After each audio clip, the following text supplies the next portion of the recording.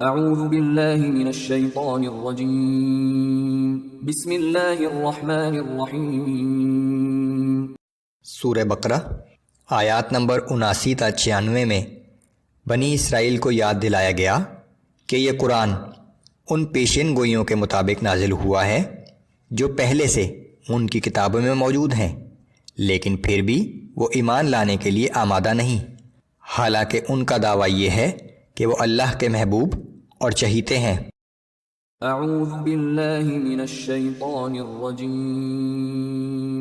ولما جاءهم كتاب من عند الله مصدق لما معهم وكانوا من قبل يستفتحون على الذين كفروا فلما جاءهم ما عرفوا كفروا به۔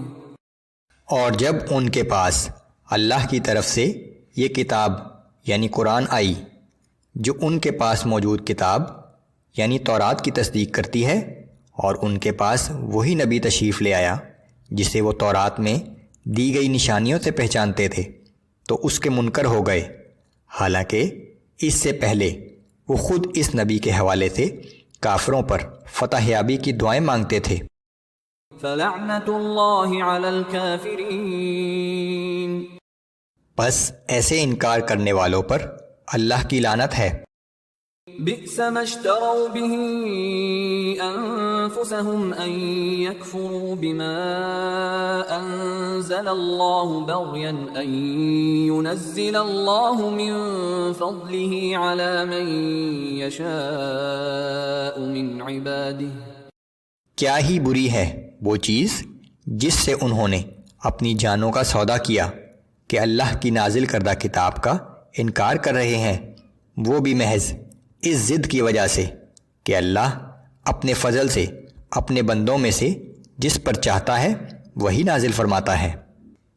بنی اسرائیل محض اس ضد کی وجہ سے ایمان لانے کے لیے تیار نہ تھے کہ اس سے پہلے ابراہیم علیہ السلام کے بعد تمام رسول بنی اسرائیل ہی میں مبعوث ہوئے ہیں، سو اب بھی بنی اسرائیل ہی میں سے ہونا چاہیے تھا، لیکن یہ اللہ کی حکمت تھی کہ اللہ کے آخری رسول صلی اللہ علیہ وآلہ وسلم کا تعلق بنی اسماعیل سے تھا جو ابراہیم علیہ السلام ہی کی اولاد تھے۔ فباءوا بغضب على غضب وللكافرين عذاب مهين۔ سو اب یہ لوگ اللہ کے دہرے غضب کے مستحق ہو گئے ہیں، اور کافروں کے لیے توہین آمیز عذاب ہے۔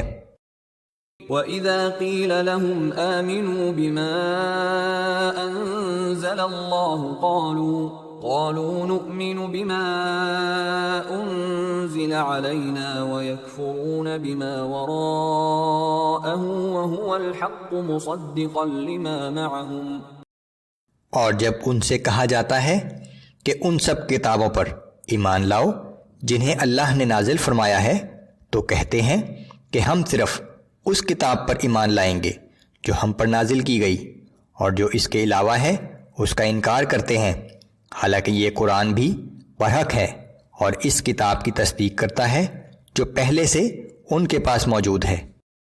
قُلْ فَلِمَ تَقْتُلُونَ أَنبِيَاءَ اللَّهِ مِن قَبْلُ إِن كُنتُم مُّؤْمِنِينَ۔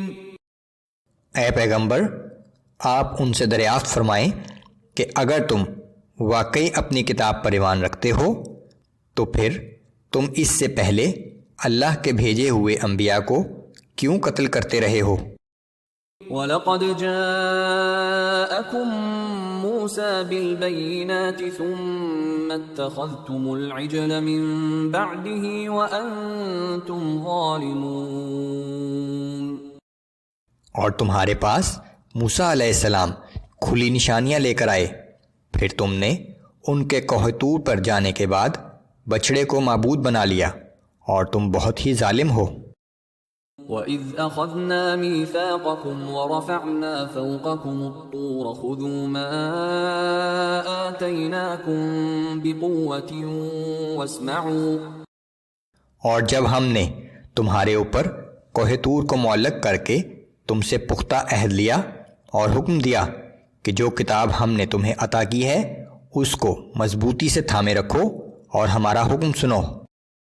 قالوا سمعنا وعصينا وأشربوا في قلوبهم العجل بكفرهم تو انہوں نے جواب دیا کہ ہم نے سن لیا، مگر پھر نافرمانی کی، اور کفر کے باعث ان کے دلوں میں بچھڑے کی محبت رچا دی گئی تھی۔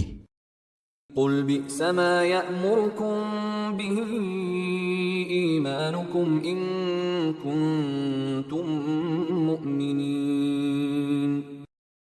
اے پیغمبر صلی اللہ علیہ وآلہ وسلم، آپ انہیں بتا دیجئے کہ یہ بہت ہی بری باتیں ہیں جن کا حکم تمہیں تمہارا ایمان دے رہا ہے، اگر تم واقعی مومن ہو۔ قل إن كانت لكم الدار الآخرة عند الله خالصة من دون الناس فتمنوا الموت إن كنتم صادقين۔ آپ فرما دیجئے کہ اگر تمہارے کہنے کے مطابق اللہ کے نزدیک آخرت کا گھر یعنی جنت صرف تمہارے لیے ہی مخصوص ہے اور دوسرے لوگوں کے لیے نہیں، تو تم موت کی آرزو کرو اگر تم سچے ہو۔ وَلَن يَتَمَنَّوْهُ أَبَدًا بِمَا قَدَّمَتْ أَيْدِيهِمْ وَاللَّهُ عَلِيمٌ بِالظَّالِمِينَ۔ لیکن ان گناہوں اور اعمال کے باعث جو ان کے ہاتھ آگے بھیج چکے ہیں وہ ہرگز کبھی یہ آرزو نہیں کریں گے، اور اللہ ان ظالموں کو خوب جانتا ہے۔ وَلَتَجِدَنَّهُمْ أَحْرَصَ النَّاسِ عَلَى حَيَاةٍ وَمِنَ الَّذِينَ أَشْرَكُوا، آپ انہیں سب لوگوں سے زیادہ جینے کی ہوس میں مبتلا پائیں گے، حتیٰ کہ مشرکوں سے بھی زیادہ۔ يَوَدُّ أَحَدُهُمْ لَوْ يُعَمَّرُ أَلْفَ سَنَةٍ وَمَا هُوَ بِمُزَحْزِحِهِ مِنَ الْعَذَابِ أَن يُعَمَّرَ۔ ان میں سے ہر شخص چاہتا ہے کہ اسے 1000 برس کی زندگی مل جائے، لیکن یہ لمبی زندگی بھی انہیں آخرت کے عذاب سے تو نہیں بچا سکتی۔ وَاللَّهُ بَصِيرٌ بِمَا يَعْمَلُونَ، اور اللہ ان کے اعمال کو خوب دیکھ رہا ہے۔